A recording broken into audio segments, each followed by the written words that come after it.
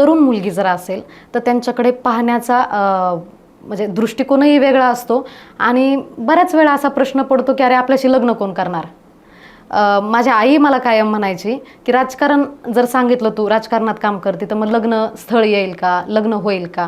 परंतु जर आपल्याला आता समाजाच्या त्या चौकटी सोडून तोडून जर चौकटीच्या बाहेर काम करायचं असेल आणि राजकारण हे फार जिकरीचं आणि डेअरिंगचं काम आहे, त्यामुळे मग आता तेवढी डेअरिंग तर दाखवणं गरजेचं आहे.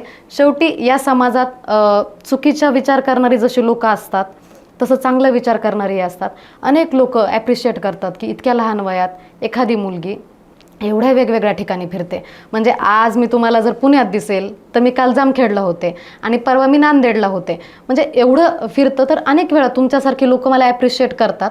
म्हणून चुकीचे लोक जे विचार करतात तर त्यांचा विचार कमी करून मी असेल किंवा आणखी कुणीही मुली असतील त्यांनी त्यांचा विचार कमी करून आपण ज्या गोष्टीसाठी राजकारणात आलो आहेत, म्हणजे मी कायम सांगते की मी अशा भागातून येते की मला असं वाटतं की मी माझ्या राजकीय पूर्ण आयुष्यात जर 10 जरी मुलींना युवतींना ह्या मेन स्ट्रीममध्ये मुख्य प्रवाहात जर आणू शकले तर मला असं वाटतं की मग मी चांगला नेता होईल.